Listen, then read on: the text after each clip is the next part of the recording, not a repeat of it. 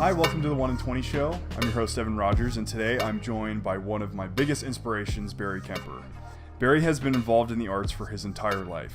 He got his Bachelor's of Fine Arts at Ohio University and went on to act and perform in many different shows. He has been the COO over at Legacy Entertainment for over 30 years. His portfolio includes 2 full theme parks for Sanrio, live spectaculars for Universal Studios, 3 pavilions for the Korean Expo, and multiple parades and family dark ride attractions for Six Flags. I met Barry through Escape Theater in 2014, where he works as an assistant director and stage manager. I'm very excited to dig into this interview and chat all about the arts and how they're absolutely pursuable as a long-term career and how it can change your life. Barry, welcome to the show. Thank you for having me. Yeah, it's cool. You are the first adult. Well, we're all adults here. We'll take a measure of that at the end of the show and see if I'm still considered an adult. Yeah, well, we've come to this. I'm glad to actually sit down and talk to you about a lot of different topics. This may be the longest time we've actually chatted all at once, even though we've worked together. Years. We've worked together and spent hours in rooms together, and we weren't hard. I don't think we were hardly ever alone. Yeah. It's hard to be. And our conversations were probably a lot shorter, so this is really going to be nice. This is going to be great. A really good time. Wanted to start off with, where did your love for the arts start? I don't remember this, but my mother told me this, I don't know, 20 years ago or 30 years ago. I was born and lived in Wichita, Kansas for 7 years, and then the whole family up and moved to Cleveland, where I effectively grew up. So we landed in Cleveland when I was in the 3rd grade. And my dad didn't know what part of Cleveland we wanted to live in, so they rented a home in Eastlake, Ohio. And my mother tells me that I saw a television commercial for the Cleveland Heights for the Heights Youth Theater. And you had to live in Cleveland Heights or Shaker Heights to join. And she says that I told her I wanted to do that, and that actually helped them narrow their search, because Cleveland's a big place. Yeah. And so they found a home in Cleveland Heights, and that's where we moved to, and where I grew up and went through school and high school. Wow. And I don't know why I wanted to do that. I mean, to be totally honest, I would pretend. My mother's side of the family was Catholic. I would get alone in my room and pretend to do the Eucharist. You know, I'd get a goblet and put a cardboard over it and put a handkerchief over that and just pretend, play. Before either my brother or sister got old enough to play along. Interesting. So I wanted to do the theater thing, apparently, from a very young age. I remember two big productions that are sort of escape-like. We did a production of Pippi Longstocking and a production of Peter Pan. And some of the Little Lost Boys. And all those high school kids were really big kids. Yeah. So wow. Pretty amazing. And I stuck with that all the way through. I was either doing music or theater from that point on. Wow. So all the way through high school, and then what led you to Athens, Ohio, to be a part of Ohio University and the theater program? Graduated. I did theater and music in high school, and some of that was semi-professional. The Heights Choir was a touring choir. Wow. We went to D.C. and we performed with professional. We performed at Christmas time and downtown in Severance Hall in Cleveland, the Beethoven's Ninth, with professional with the 4 professional soloists. Wow. My father's job took him again to the South, right at the end of my junior year in high school. Formidable years. We're moving. Yeah. Wow. And I was, I was devastated. I mean, to put it mildly. Yeah. Because I was going to miss out the senior year of the theater department, of the music department, of all my friends, and you barely get to say goodbye. Like the show's over and there's no finale. Right. Wow. I needed 1 credit to graduate. I was not going to take my senior year in a new public school or private school or anything anywhere. That's hard. Yeah. So I took a biology class, full time essentially, with 6 other kids, and then graduated in the cafeteria with 70 kids in the summer instead of with the 700 kids that were in my class. Wow. Got down there and it's like, I want to go to school. Well, you're too young. What am I going to do? Well, you could go over here and take some classes. Well, am I going to still have to take 4 years? Yeah. Probably. Well, then I'm not doing that. I'll just go work. And I worked for a year and spent my evenings doing community theater. So I right into it. And then my dad, at the right cycle in the year, my dad and I got in his Ford, his Dodge Dart was what it was, and drove to Ohio University and Emerson and a couple of other schools. Yeah. We were on the road together with my dad for a week. That was a great week because my dad worked really hard. Yeah. And spending time alone with him was hard to come by. Yeah. So I had a great time, and we both stood on that campus at Ohio University, and this is great. One of the most gorgeous. If you don't know what it looks like, I'll put up a picture right now. One of the most beautiful campuses ever, built on top of. I know it's kind of got the haunted vibe, but I think it's because it was built on top of what is it? A church? Burial ground, or there's Indian burial grounds there. Okay. But it's surrounded. I can't remember the name of the river, but it's on a plateau. Yeah. It's completely surrounded by a river. Like it's on a cul-de-sac overlooking. Surrounded by trees. The Hocking River is what it's called. That's what it was. Surrounded by tons and tons of trees, and something you don't really see in California. I loved being there. I did the whole 4 years there in the theater department. Made a lot of friends, did a lot of really good work. It was a comprehensive degree. Yeah. Like in the 5th grade, I somehow ended up with a key to the stage. Mr. Zupancic. I don't know. I was a mischievous kid, but I was playing with theatrical lights in the 5th and 6th grade in elementary school. Wow. And so I was interested in all parts of the theater experience from the beginning. And the degree, the BFA at OU, was a comprehensive degree. It was one semester you were on the tech side and one semester you were on the performance side. Sure. And it just went back and forth like that. Sure. Wow. That's really neat. And what I'm sensing from you is something that is big on this show, especially with all the up-and-comers that we all are, is that you have to be versatile. And I talk about it every episode. And the fact that what you just said, that you wanted to try a whole bunch of different things, and you did. And that's so valuable. I'm grateful that I was curious. Yeah. A lot of that just has to do with curiosity. Yeah. And we all have different temperaments. Yeah. There are, people have different temperaments. Yeah. And I suspect that there's a unique temperament that ends up in the theater community or in the performing arts community. Sure. Yeah. Whether you're on the technical side and maybe not quite as outgoing as, say, you are, willing to get out in front of people and just do crazy stuff. Yeah. Is a unique temperament. But I was grateful that I was curious about it all. Right. I after university, I came back to Savannah and immediately was working in professional dinner theater that very first summer. Oh, that's awesome. And then did a couple of years of full stage production work. Yeah.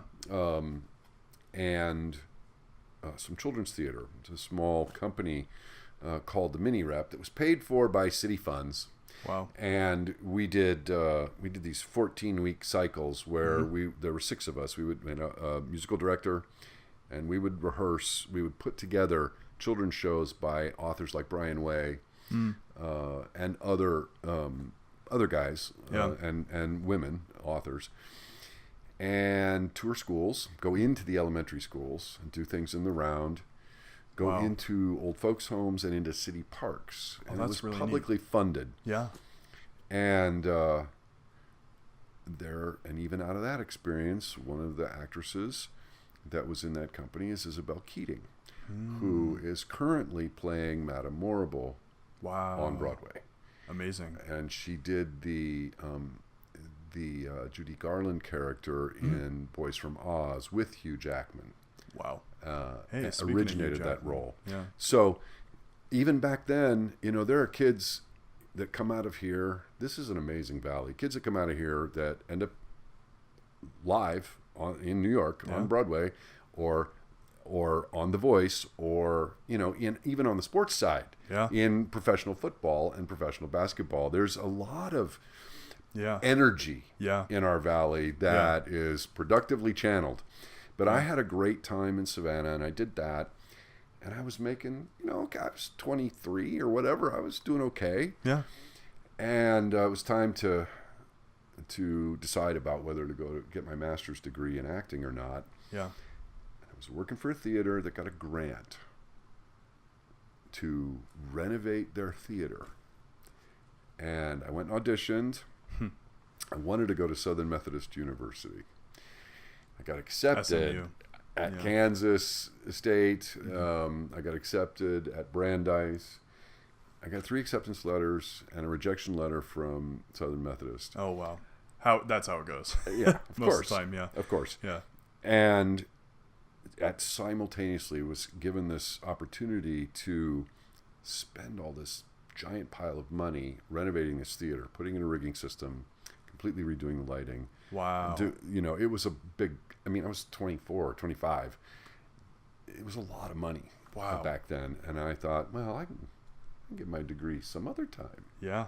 Well, it didn't work out that way. I ended up doing design work. Yeah. And renovating that theater, and fell in love with what you could do with lighting, both from a mood standpoint and just a sculpture standpoint. Yeah. Started doing a lot of lighting work, ended up working for went from that theater to a company that designed and sold lighting and consulted with architects for lighting systems for their theaters they were designing, or for, in some cases, large churches. And the path to Los Angeles was from that company. We got hired to do the lighting for a show in Williamsburg at Busch Gardens. It was called The Enchanted Laboratory. Wow. Of Nostromus the Magnificent. I went, they ordered the lighting equipment. They said, we need an assistant lighting designer too. Deliver this equipment, come install it, come focus it, help program the show. So I was on site for 3 months at 26 years old. Wow. And I never looked back. Wow. There was a live actor with a completely automated show. It had 3 songs in it. He sang. The script was great. I had been doing children's theater. I'm like, this is great. This is a great script. It's got a great little message. Yeah. It's integrated with all these cool effects that happen, and it all happens at the time, and these people are great. And wow. Went back to Savannah for like 2 weeks, and that company needed us to help them with some renovation work at another site in Baltimore. And at the end of that period, one of the guys said, come to LA. So I came, and wow. And I worked in that themed entertainment business, lighting designer, technical director, and then eventually you become a producer. You take all the pieces together, and I can't hardly stand to not be in charge. That's my fatal flaw. I have to pull back when it's not my place. Right. And so amazing. That's how I ended up in LA. There's your story for the day. So well spoken. And that's I think that's an encouraging message, considering that a lot of the guests are my age or older on the show, or younger. Mm-hmm. And a lot of them going off to school right now, or just returning. Just returning. It's crazy. It's a scary thing, too, because the world is huge. Yeah. And what am I supposed to focus on? I guess I was kind of lucky in that what was put in front of me, I said okay with that. Yeah. And just rode that didn't swim upstream. I just went with how the river took me. Yeah. And certainly made the most of it along the way. Really grateful. I see a lot of guys and a lot of young women, they're coming to the end of high school. Yeah. And now what? And they're like, okay, I'm going to New York, and they get it all set up and they go. And then I get to watch. It's just wonderful to watch, but but I'm so glad that I'm not, 20 anymore, because it's a difficult time in all of our lives. Is what's next? Because the first 18 years is pretty well under control. Yeah, soon to be released into a whirlwind, right? But I think it's funny because me and Zach, your son Zach, who's on, and my good friend, we were just chatting. We chat a lot about that in general, but on the show we were talking about that, coming up, and where you're just kind of let loose, and you got to go fend for yourself and find the things that you can make money at. But the cool thing, and I think the focus of this episode too, is that it's possible to do what you love. And the thing that's interesting is I think people take it out of context sometimes. Maybe that's why the success rate may be lower in that area. But I think you need to stick to your guns, right? I was going to ask you, like, when you came to LA and started working out here, that's an entirely different environment out, in LA. Is so cutthroat. So is New York. But what is it that lets you pursue your art form that you want to pursue on a professional level? It's important to view things at the right level of analysis. Sure. We're all guilty of instant gratification stuff. And we can be guilty of, if I choose this, I'm going to be married to it for life. Yeah. And both of those things are not good. Yeah. I'm whatever thing I'm pursuing now, I can pursue it wholeheartedly and commit myself to it and focus on it, and give it its due. And if that works out, great. And if it leads to something else, being free enough to go explore that too, and let that be the next step in the adventure. Yeah. I never really had a plan. Which, and I think I was encouraged to have a plan by my parents, but I don't think I ever did. I don't think I've ever had a plan beyond, a year out. Sure. And I don't know, in some ways that's freeing, and in some ways, it's not the way to aim. If you really have a big goal that you really want to achieve. If you have a big goal that you want to achieve, you need to define it and the steps it takes to get there, so that you can clearly see what it is you need to be doing to get to your goal. And I see that passion and I see that focus present in a lot of the young men and women that I interact with. In the valley here. Through Escape Theater and through the valley, and it's so just awesome. It is awesome. It's such an interesting dynamic. It's weird for me because I grew up in Burbank, so coming out here when I was 13 and now living here for the last 7 years, almost 8 years, has taught me a lot of that. I didn't realize how much opportunity is out here, even compared to Burbank, which is closer to Hollywood, but you wouldn't imagine moving further away would focus. And I think somebody mentioned it on the show that there are Hollywood people that move and raise a family here. And so that love for the arts somehow is very instilled in the work ethic is here. And I think that's very interesting, the dynamic that comes out of here. That's why I do the show. This whole show is partly based on Santa Clarita because it's amazing. Well, some of that is self-evident. This is a bedroom community that we're living in. And it is, many of the families that work and live in the Santa Clarita Valley, there's 280,000 people in this valley. That's insane.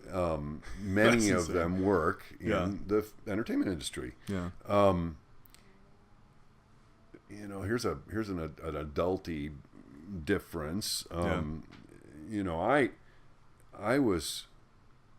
I love performing and acting. I love doing that. It wasn't making any money when I was young, and I wanted to pay my own way, and the shift to the technical side was immediately more lucrative and steadier. Yep. And it grew its way here toward Los Angeles into a role producing attractions for big theme parks and other. That's what you did over at Legacy.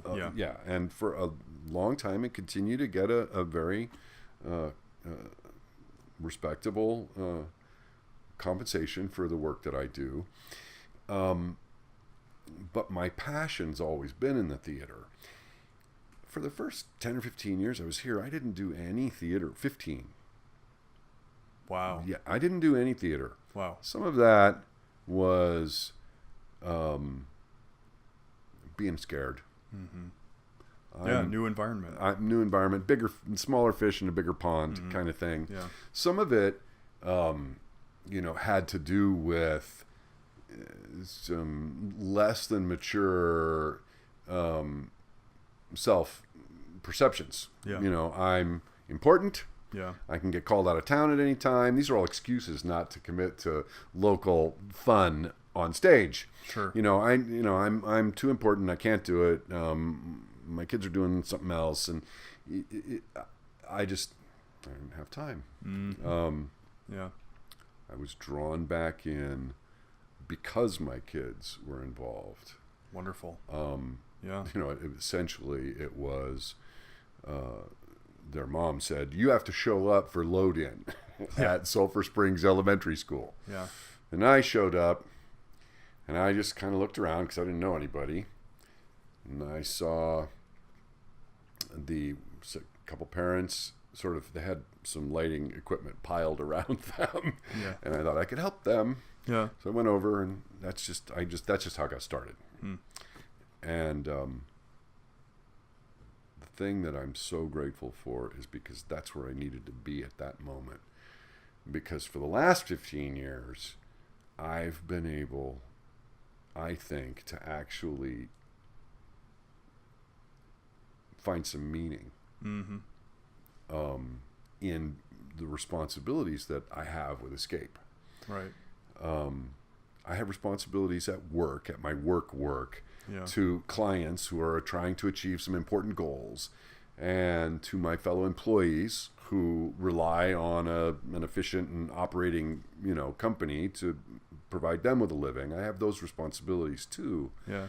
But the meaning comes in the valley, in this bedroom community where the families come to raise their kids and in those responsibilities to contribute to a space they can enjoy for a few hours a week. Sure. In an amazing thing that I got to do when I was little.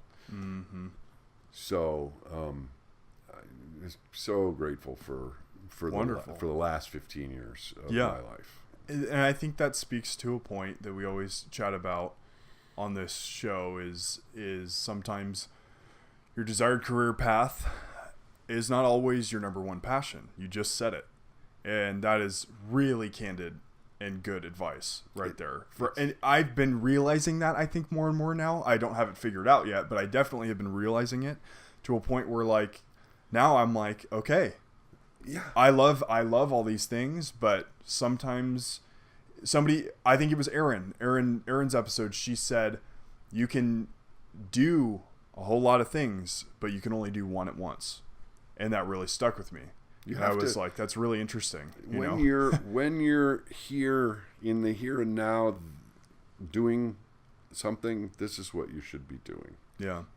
And as young people, we don't want to give up. The potential for life is so broad. Yeah. Sorry about that. I banged the microphone. The potential for that is so broad and exciting and scary and all that stuff. And if I pick one, I'm losing out on something else. And those paths are all opportunities that are going to give us stuff that we have no idea. Life's been a giant surprise for me. I mean, if I look back over the last 30 years and I just mark out the 30 years, every one of those years is a giant surprise. I didn't, I didn't expect any of that. And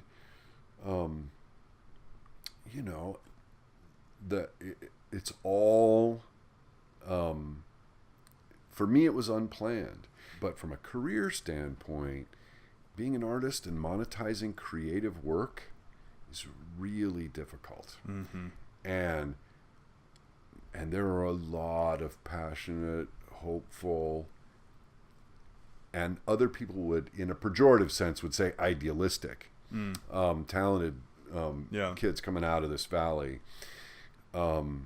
And I think that's pejorative to call them idealistic. I think they're hopeful and they're passionate and they're going to go do the work.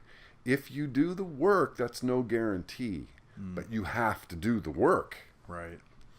There's, musicians will tell you this. Many successful musicians will tell you their parents were disappointed when they said they were going to be a musician. Yeah. And they work for a few dollars a couple times a week for a long time. Yeah. And they just keep playing and they just keep getting better. And if you're persistent, the opportunities come. Monetizing creative work's very difficult, though. So I'm kind of grateful that I've been very fortunate that I have a career that pays the bills and I get to pursue your passion. Pursue my passion as well. Now, I'm, coming up on years old, and but I've been doing it for 15 years. What a wonderful life. Yeah.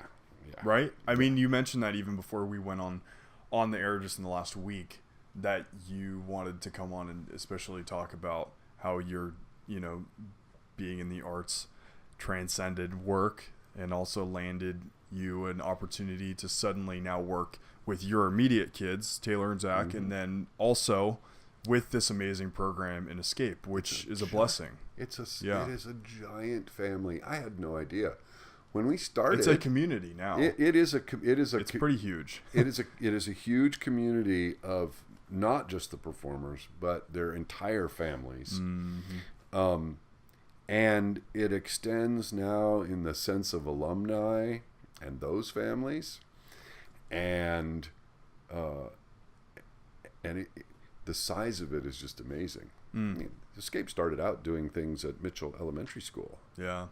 And they look where it is now. Sulphur Springs and then Fair Oaks, and wow. Now here's where we are. Yeah. Amazing.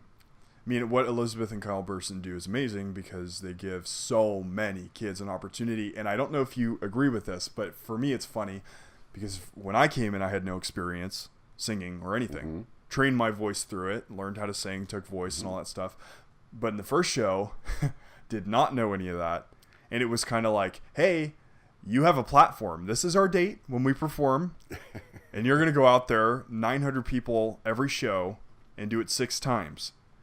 I don't care if you didn't know how it went before, but that kind of kick in the butt mentality worked, and it works continually. Yeah.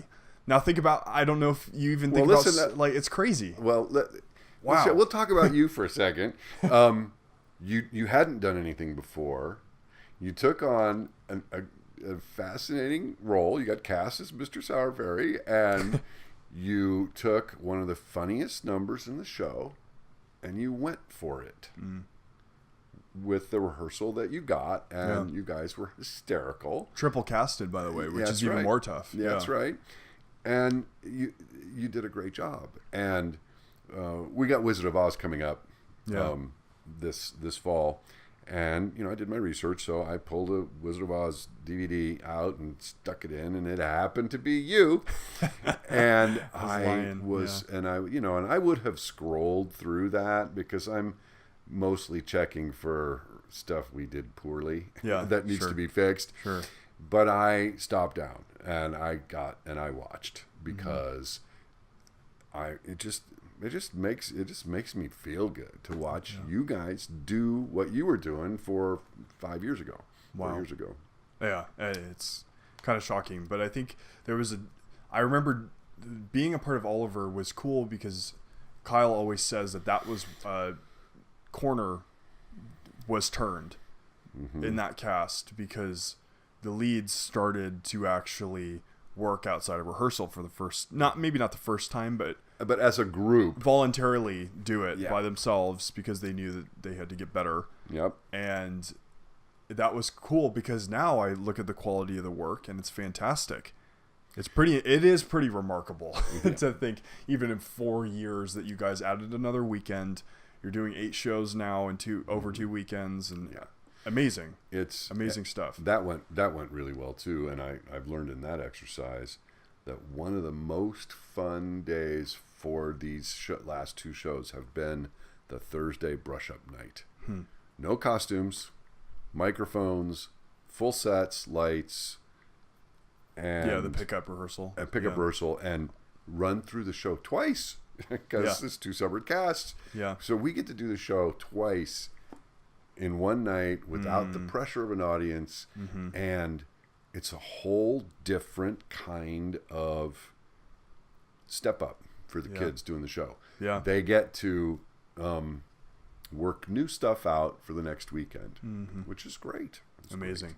Great. Noah Izuna was on the show, and we chatted about NYU because he's going already going into year 3, mind you. Nuts. Now, see, that's the other thing. Life's happening way too quickly. I know. Somebody slow this thing down. I know. I'm graduating this year already, and I skipped a year because I'm ahead in credits. But regardless, Noah's there at year 3 NYU, and he was just chatting about he remembers distinctly meeting some of the people that were in the program, and he was, they do black box, like pigeonhole theaters, right, and he got in there and was like, said something. I think he said it verbally. Wow, this is small. And somebody next to him from his class was like, "What do you mean?" This is what we've been doing our whole lives. And that is something that I really attribute to the success rate of Escape is they throw you out there on a Broadway-like stage, almost. I mean, pretty close, and say, "Here you go, full tech, full, everything. Go try it." Yep. How have you seen kids who never did it before come into that limelight of sorts and thrive in that environment? Well, all of the kids have deer in the headlights looks.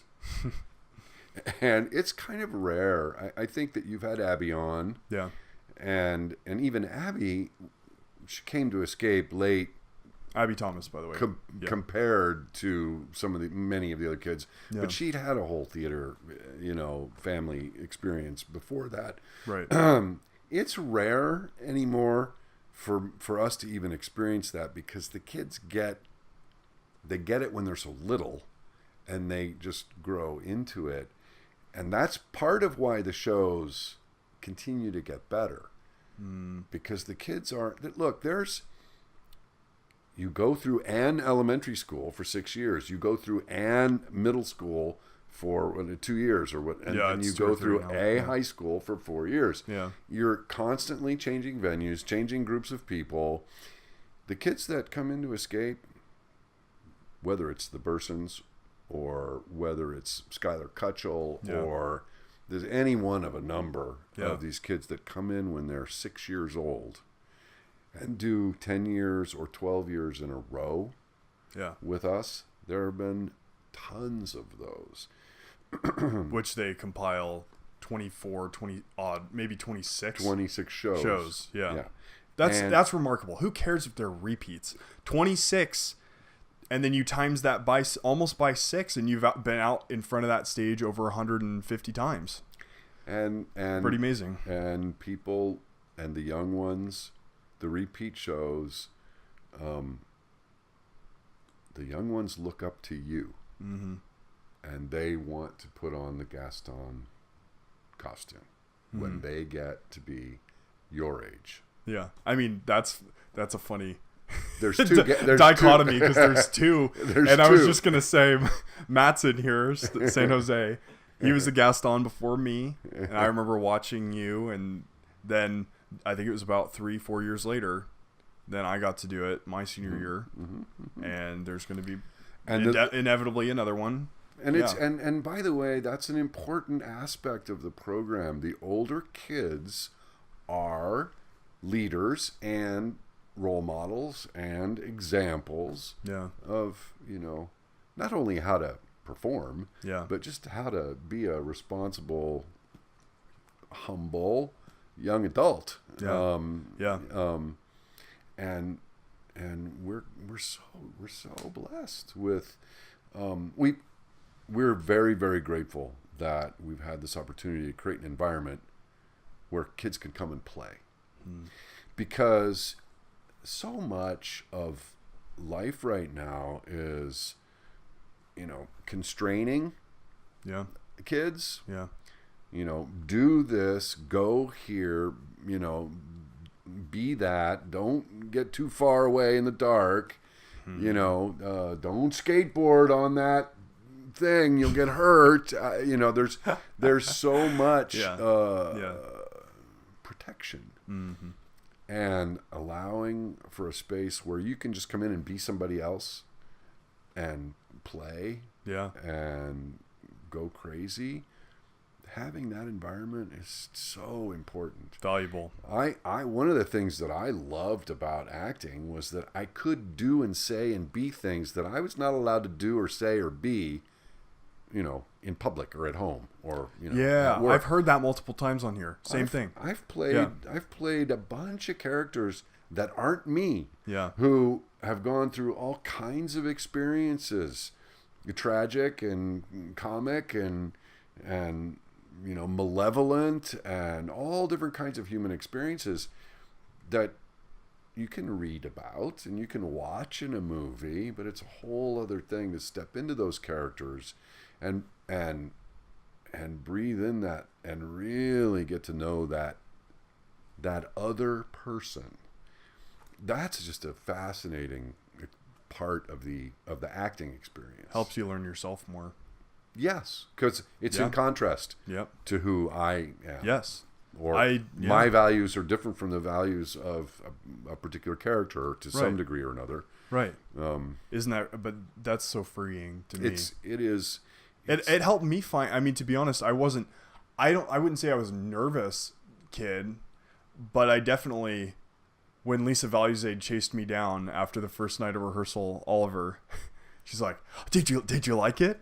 And I just remember being like, I can't do this. I was like, I've done sports my whole life. How am I supposed to just suddenly do this? I'm gonna drop my man card or so. You know what I mean? Seriously, it was kind of like, it was like an out of body experience, because I was doing sports at the same time, high school sports, basketball and volleyball at the same time. And but I will say that the experience that you guys gave us, and why I think I look up to you and Kyle and Elizabeth and Lisa so much, is because of that opportunity that let me, I think, just be real with myself is what it was. Like you said, go out and play. Like, it was really, I was being real with myself. I wasn't hiding anything, and everybody else around me wanted me to talk. Yeah. And I was like, okay, I know how to do that. But it was like the best friends I've ever met came out of theater, ever. And my closest friends in life, for the most part, have been theater people. Yes. And it's everybody in this room is are theater people. And it's such a weird environment. It's so amazing. I don't know what it is. Freeing, I guess. We're not, well, first of all, children are socialized between 2 and 4 by other children. You figure out how to share and have reciprocal play and negotiate who's going to be the dog and who's going to be the mom and who's going to be the dad. And you learn how to do that between 2 and 4. Mm-hmm. And if you do that successfully, then people want you to play with them. Yeah. And that works all the way through life. But that whole exploration, once it's sorted out, it's confined. You know, I did it to my kids. I think society just does it. You go play over there because you're noisy and messy, and the adults we're doing our thing over here, and recess time is recess time, and the rest of the time you sit in that chair and don't you get out of it without a hall pass, and it's just so restricting. Yeah. And kids are, and they want to get out. Oh, no, you got homework. Sit your butt down and do your homework. And maybe you'll get to go play on some way over-programmed play date, And but the theater experience is not only collaborative and, unless you're doing a one-man show, and even then it's a collaborative artistic experience. But as far as playing, it's a collaborative experience, and you get to pick up that experience you had between 2 and 4 and bring that along into the rest of life, which, there's nothing like creating as genuine a moment as possible on stage with a fellow actor in front of an audience. There's nothing like that. Yeah. Nobody gets hurt. Nobody dies, even though you're conveying hurt or joy or death. Yeah. There's nothing like it. So. Wow.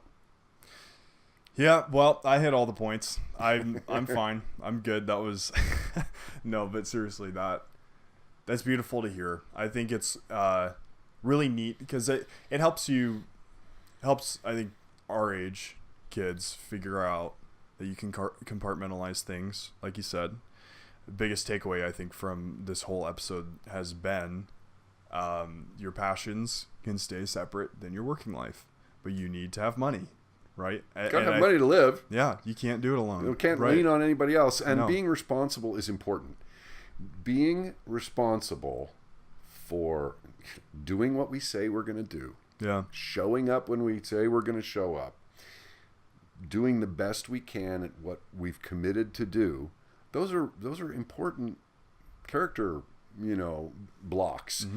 And after that, taking on responsibility in a world, in an activity or with the community, taking on responsibility for stuff that we love to do is really where the meaning comes for me. Yeah, amazing. Well, Barry, it's been awesome to have you on. Thank you so much for having me. Thanks for everything that you've shared, and I think it's a big this should be a big encouragement to anybody watching that you're never too far off of what you would like to do. Maybe it's just not right in the moment. Maybe it'll come over time. This has been especially encouraging to me, just knowing that I don't have to have everything figured out. A lot of it's just going to come. It's going to come. Right? And that's the point of the show. Keep our eyes and ears open. Yeah. Keep our eyes and ears open and our head up. And you always have to do that, right? Yeah. Throughout your whole career. Yeah. So anyway, thank you guys for watching. Follow us on Instagram, Facebook, and Twitter at 1-in-20 Show. I believe right around now we should be having some merch coming in. I think we're going to order next week, which this will be in 2 weeks. So it might already be out. I drink coffee. Know. You want a coffee mug? Yeah, we'll try to do some mugs and shirts, and we're gonna do some giveaways as well. Kind of build this platform, but we're really excited. Barry is the first. Old man. Not is old what man. it's called. I was trying not to say that, but we have more adults coming on that I'm really excited about. Here's the problem. You are an adult now. Yes. There's just no. But I want to be a kid.